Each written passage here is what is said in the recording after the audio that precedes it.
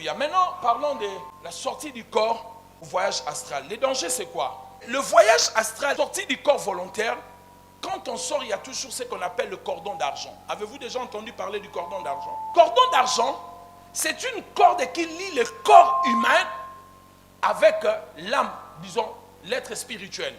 Personne ne peut mourir si ce cordon d'argent n'est pas coupé. Le cordon nous relie. Et maintenant, quand ces gens-là sortent, il y a un cordon qui relie, qui les ramène ici. Il suffit que leur corde soit coupée. Ces gens ne rentreront pas sur la terre. D'abord, regardons dans Ecclésiaste, chapitre 12. Avant que le cordon d'argent se détache, face d'or se brise, on se rompt dans le source. Comprenez? Si vous lisez dans d'autres versions, vous aurez un peu plus clair. Le cordon, c'est ce qui nous relie. Et quand ce cordon est coupé, toute personne qui a fait la projection astrale ne rentre pas. Et comment le cordon, c'est comme le cordon ombilical. Quand une femme est enceinte, la femme, l'enfant est nourri par le cordon ombilical. Amen. Comme une femme qui est enceinte, l'enfant est relié avec le cordon. Et une fois que vous coupez le cordon, vous détachez l'enfant avec la maman, avec sa source. Et ainsi, le cordon d'argent, c'est cette corde-là qui relie le corps humain, le corps physique, avec le corps spirituel. Et quand ces gens font des projections astrales, c'est le cordon qui les ramène. Quand toi-même tu rêves, on est en train de te poursuivre dans le monde spirituel. Parce que les rêves, tu te retrouves déjà dans le monde spirituel. Et puis tu cours, un moment, ouf, tu rentres dans ton corps, ouf, tu te réveilles. Quand tu te réveilles, là, tu rentres dans ton corps. C'est ton cordon qui te ramène. Les corps sont très attachés. Écoutez ce que la Bible dit. La parole de Dieu est comme une épée à double tranchante qui est capable de séparer et l'esprit, jointir et moelle. L'âme et l'esprit sont attachés. Il n'y a que la parole de Dieu qui peut les séparer. Mais sont attachés avec quoi? Il y a quelque chose qui les attache. Alors voici comment le cordon d'argent se coupe. Et ce qui fait que les gens ne rentrent pas dans leur corps. Les gens qui font la projection astrale, premièrement, il faut d'abord comprendre. La projection astrale, la différence se trouve dans le dédoublement. Les gens peuvent être dans deux endroits au même moment. Mais la sortie du corps volontaire, ça veut dire que tu laisses ton corps physique ici, mais tu vas dans les astres, parce qu'on appelle ça voyage astral. Tu vas dans les astres pour aller peut-être étudier, prendre les étoiles des gens, envoûter les gens, détruire la vie des gens. Ok? Mais attention, le dédoublement, il y a toujours un temps requis. Il ne faut pas dépasser. Là, tous les sorciers, parce que je prêche ces choses. Quand tu dépasses le temps, où on bloque une autre personne de l'autre côté, tu peux mourir.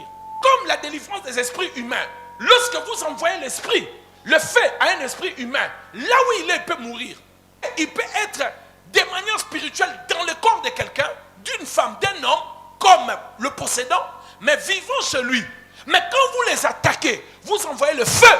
Le feu là peut le brûler aussi physiquement là où il est et mourir directement. Mais vous avez déjà vu des esprits humains ici. Yonani, qui es-tu, Je suis son oncle, je suis ceci, je suis entré ici. Mais c'est un esprit humain à l'intérieur. Ils sont déjà morts, d'autres sont vivants, en train de parler. C'est moi Satan, ma caisse, moi je l'ai bloqué, j'ai bloqué la maternité. Il suffit de le frapper avec le feu de l'esprit, avec des chaînes de feu. Là où tantine ma caisse elle peut aussi mourir. Alors voici comment les cordons d'argent sont coupés. Premièrement, ce sont des gens quand ils sortent, on ne les réveille pas brusquement. Ce sont qui font des sorties. Je veux qu'on puisse se comprendre bien ici. Je veux que nous nous comprenions. Je ne dis pas ici que la projection astrale est biblique. Je ne dis pas que vous pouvez sortir de votre corps. Je réinsiste encore. C'est démoniaque. Les chrétiens ne peuvent pas le faire. Est-ce qu'on est bien d'accord? Donnez-moi. Maintenant, voici comment ça se coupe. Premièrement, ce sont des gens qu'on ne réveille pas brusquement. Vous savez, regardez dans la famille où il y a l'occultisme. Quand votre père entre dans la chambre, et maman sait qu'elle va faire des projections astrales. Deux fois, maman interdit à tout le monde d'entrer dans la chambre. Qui ont grandi dans des familles très nanties ou des familles où il y avait beaucoup de fétiches. C'est vrai, quelqu'un peut se reposer. Mais des fois, tu vois, papa, depuis qu'il était entré dans la chambre, ça fait des jours. On vous a dit que personne ne puisse frapper à la porte. Que personne n'entre là-bas. Que personne n'aille. Peut-être vous avez entendu parler de cela. Amen. Pourquoi? Parce que si un homme a des fétiches, sa femme le saura. Pas une femme qui peut vous dire, mon mari a des fétiches, moi je ne le savais pas. C'est faux. Elle finit par savoir que son mari a des fétiches. Très souvent, la meilleure complice, c'est sa femme. Et très souvent, qu'est-ce que vous allez voir?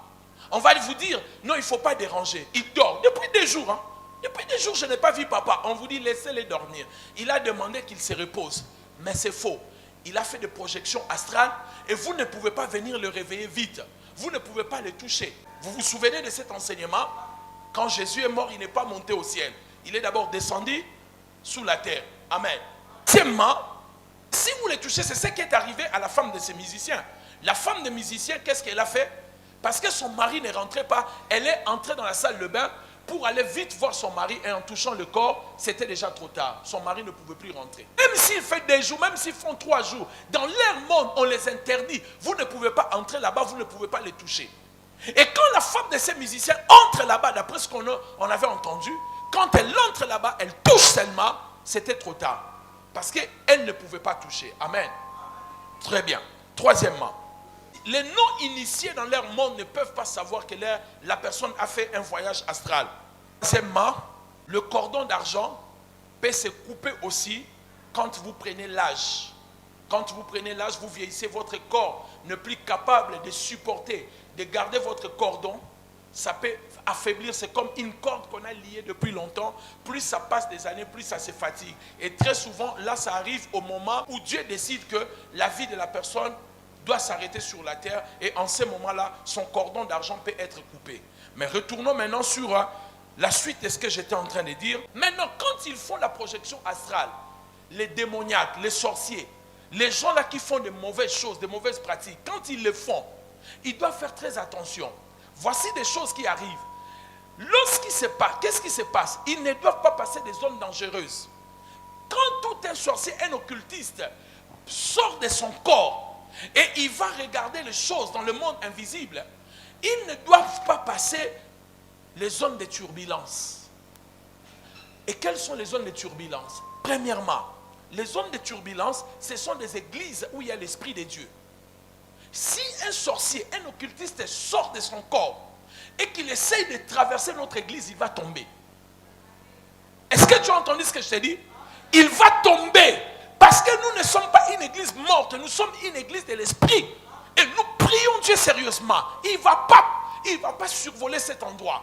C'est comme un avion. Il y a des territoires où il ne peut pas survoler, au risque de vivre un danger. Et ainsi, ces occultistes-là, lorsqu'ils font leur voyage astral, ils évitent de passer sur les églises vivantes. Deuxièmement, ils évitent de passer là où il y a des vrais chrétiens. Des chrétiens qui prient sérieusement. Des chrétiens qui ont l'Esprit de Dieu. Pourquoi? Parce que lorsque nous prions, nos prières en fait ne restent pas sur la terre. Nos prières ont un couloir que Dieu a préparé pour percer dans le monde spirituel. C'est ainsi quand vous lisez dans Actes chapitre 10, à partir du premier verset jusqu'au verset 3, l'ange vient dans la maison de Corneille, il dit à Corneille, tes prières sont montées. Lisez pour moi. Tes prières ont fait quoi? Sont montées devant Dieu.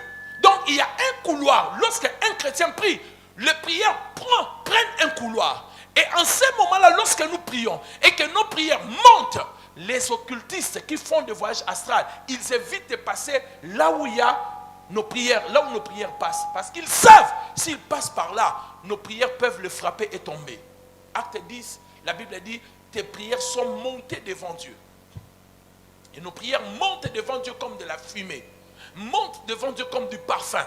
C'est ainsi dans les livres d'Apocalypse. On a vu nos prières qui étaient comme du parfum, qui vont en réserve nos prières. Lorsque nous prions, Dieu est en train de les sceller dans un seau. Et il peut se souvenir de nos prières. On le réserve dans un endroit. Et ces prières quittent la terre, ça monte au ciel à travers un couloir que tout occultiste et tout sorcier évite de passer par là. Quelqu'un me dit Amen bien.